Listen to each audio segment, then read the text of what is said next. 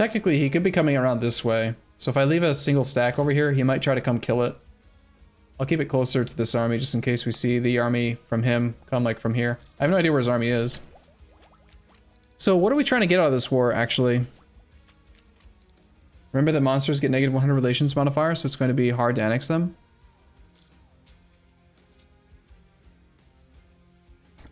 You mean, well, these guys love us because they're kobolds. The only people that we have the minus 100 opinion with are orcs.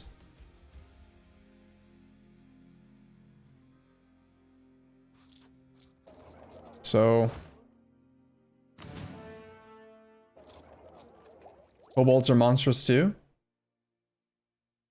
Right, but he's... doesn't have the minus 100. Oh, I released them as non-monsters. I see what you mean. So it's a government reform or something? What is it about this that makes them monstrous?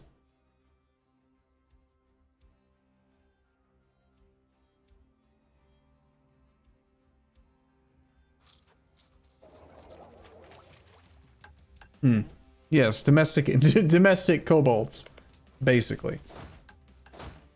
They're fancy. It appears that our captain is garbage and he needs to die. Unfortunately, he's going to live another 24 years. Okay. So if these restored holds things are buildings, then that definitely makes me interested in construction time. Have our silly little subject pay for this. It's another good reason to have those kobolds. Make them go. They're currently 188 ducats in debt.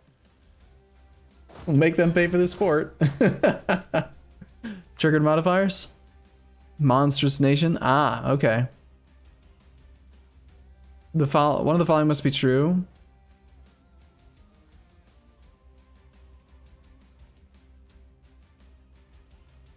We have successfully changed the perception of our country in the international community, so therefore we're not monstrous. So what is it then? I guess when I release them, they get a flag or something that makes them take that modifier. Whatever. Found his army. Fighting with the wrong leader. It's another colony. Mossmuth ogres. Lost our conquistador. So no more fog busting unless we're at war.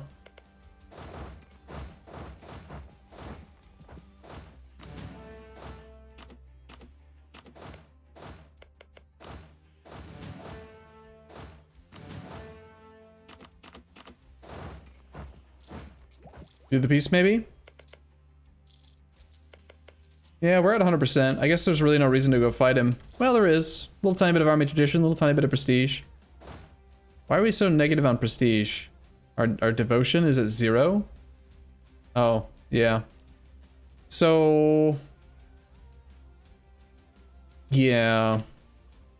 Being at -3 stab to migrate faster is costing us some stuff.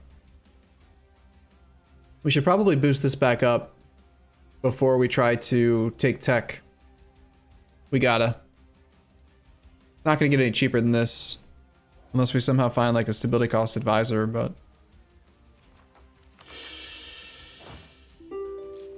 you can still migrate? No, migration is a Native American feature, so you have to be a one province miner for that. This guy's running 3 colonies at once? That's nuts.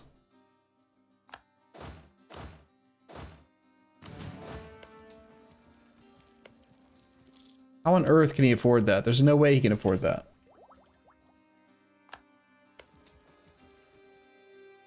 Is it a Siberian frontier? If it was, I feel like there'd be an indicator somewhere. I don't think that he is. I think that they're just, he's got colonists in all of them. Got 4 colonists. It is Siberian. Look on the colony. What I just did. Oh, shit. It says it right there. Fair enough. Fair enough. It is a Siberian frontier. So, Do we still have access to the monarch points for burning stuff down?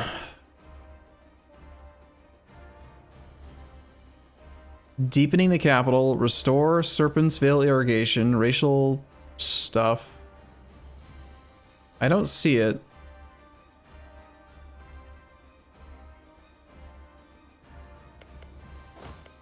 So we could just full annex and then destroy the colonies and then build them ourselves, but like I actually think it might be better for us to keep this guy intact because he's going to automatically fill in this land for us. We have a limited number of colonists. Him filling in the land is good. It's just like in vanilla where you might assume that it's better to be the only colonizer, right? Like, oh, I'll play as Portugal and I'll murder Castile, I'll murder England, I'll murder France. None of them get to colonize but me. And then you play the game for a long time and then only like a third of the new world is filled in. It's usually better to just let them colonize because the more they colonize, the more goods are produced. Him colonizing this land is good for us. It makes us trade income. But they're ogres though. But look, like Goblin Town, local goods produced plus 2.0. Like what if he gets more of these modifiers? He just increases the goods like crazy and we trade with them. But they're ogres. Ah, yes, I see. You make a compelling argument. Ogres are great guards. Jeez, there's no talking to you guys. Annex and release? Is he going to be able to do Siberian frontiers? Yes. His national ideas are what let him do Siberian frontiers. So he could colonize as a non-monstrous ogre. You could change to ogre army. Well, let's see what that would do. So change racial military. If you have over 30% development of an integrated race that is not your own, you'll be able to change your dominant race for your military. So I believe that's going to change just the pips, right? It would change our pip availability and unit type selection. Because I don't think I saw anything special about him, like having, you know, like Streltsy or something that function like ogres or something. Check modifiers. We have a Dwarven administration, Dwarven military. Oh, okay, so it would change this too.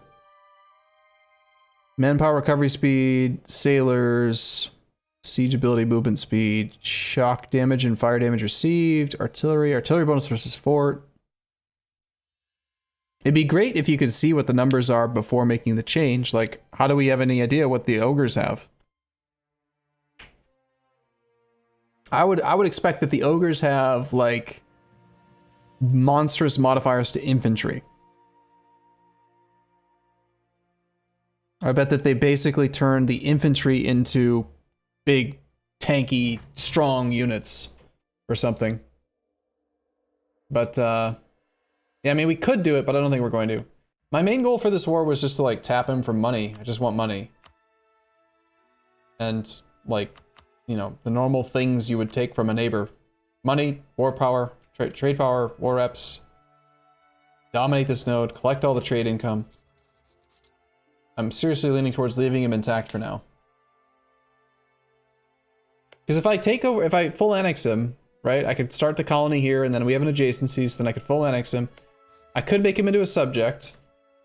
I assume we're going to get estates soon, which means we could get strong duchies to help keep them under control. But we're still relatively weak. Keeping 2 subjects loyal would be pretty hard. We weren't able to rival him. He's only on Tech 4, we're on Tech 5. He was too weak.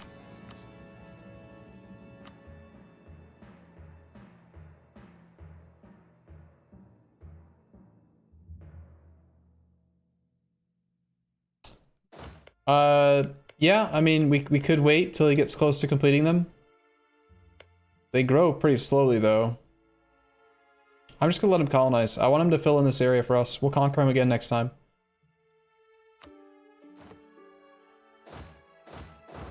Okay. We'll cancel the military access. We only demanded it for the 2 prestige. Leaving him intact seems more fun. This seems cool. It's very cool. All right, so what are we working on right now? We can... It looks like, is there a path south here? There is, I think, but we need a conquistador. I don't really want to hire one because we're still doing this military idea group. We have 2 more ideas to go, and then we need to get through tech. Institution-wise, we do have feudalism here. We could devastation. -30. I don't think we're actually making that much out of it, though. Like, production income is garbage because goods produced is garbage. Due to the damaged hold. No, actually, it would really help. It would really help to get rid of devastation. Maybe do a few diplo clicks.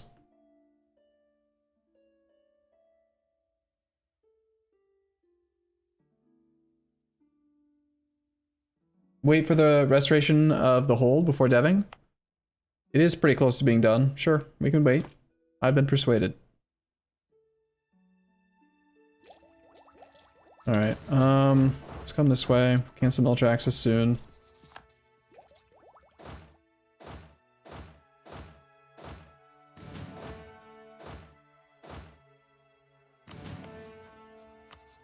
I mean, well, hold on. I'm gonna reload that save. I have the relationship slot, and maybe I want to explore through his land. He might not let me... He might not give me military access again, so I'll keep that intact for now. Get to the Mithril now. Do we have the economy to support another colony? If we do, I'll work toward it, yeah. No, we don't. We don't have the economy for it.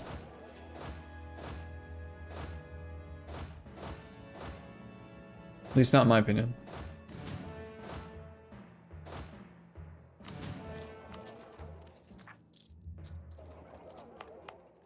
I could deficit spend. We'd be losing like 1.5 ducats a month. And income will be coming up in time. Hey, we found some copper here. That's nice. Thing is, it's not going to take that much longer for these buildings to finish and for the restoration operations to complete in these 2 holds. So I think that our economy will come up soon. War operations? That's got to be temporary. He doesn't make that much money. That's like a spike income number. Yeah. Alright, though. Yeah, I think we should colonize. Local dev cost in caverns is trash, so we want to colonize the road. Sure. There is a chance that they rebel while we're trying to colonize, though.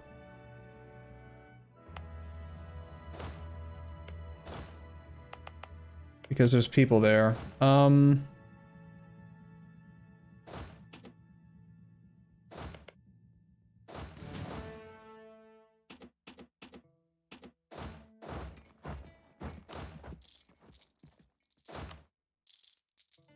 There are vents in the tunnels? Tunnels. These tunnels? Which tunnels? What do you mean?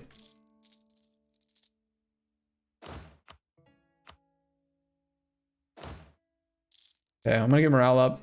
So we're gonna be deficit spending for a little bit, just because I do think that our income is probably sufficient to support this. There could be a rebellion here if we arrive. I sent just barely enough troops, so the logic I'm using for like how many troops to protect here, so it's got natives size 4,200. That's gonna create a 5 stack, right? Like 4,000 is 4 plus an extra 200, so 5 stack. Infantry flanked by 1, so we send 2 extra. That way, if we do fight, we have fully flanked them, best of our ability, and it should minimize manpower loss. We lost 1,200 manpower for this. And then we don't want to consolidate this because we want them to be wide to flank. I could pay military points to attack them, but I don't think that's worth it.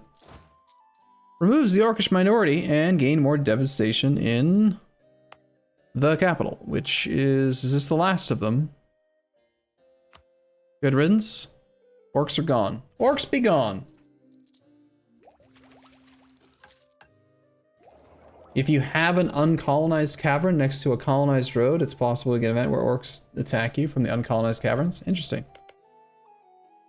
Well, they're definitely bad for colonization due to the dev cost, but that's cool.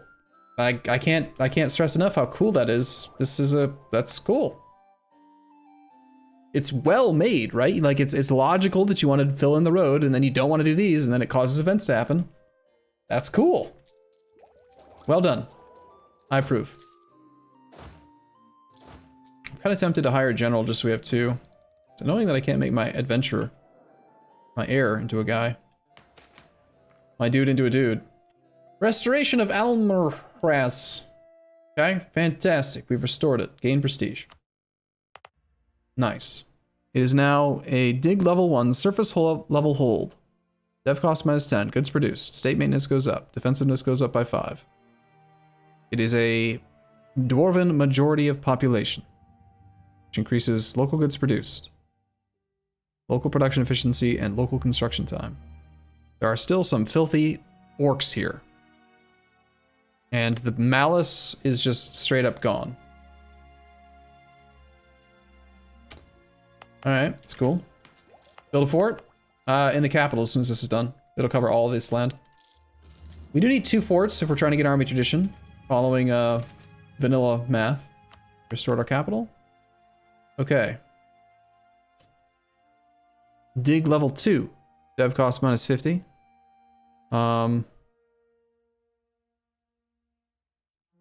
Yeah, so the penalty is just gone. We can upgrade our center of trade as well.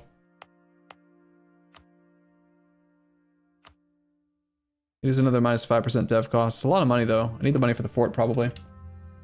If a hold gets sieged, it becomes ruined and you have to restore it again, even if there's a fort next to it. Oh, well, that sucks.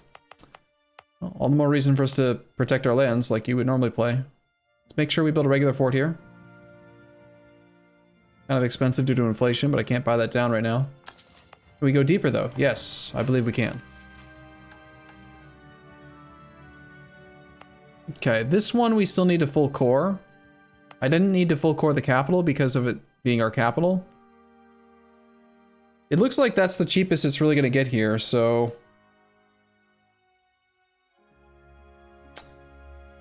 Azra Expedition Maintenance. Infested hold, It's just one that's making it expensive now. And Verkal Vazkran also has a thing. Hall of Ancestors Infested Hold, 0.78. Well, it's gonna cost me a couple ducats, but I'm gonna turn on dev cost for a bit, and let's go ahead and dev away the devastation from the capital using Diplo points. This also helps out with Renaissance. It's kind of weird how this game is like, what's the word for it? It's all like magic based with orcs and elves and stuff, and then it's just vanilla. Renaissance!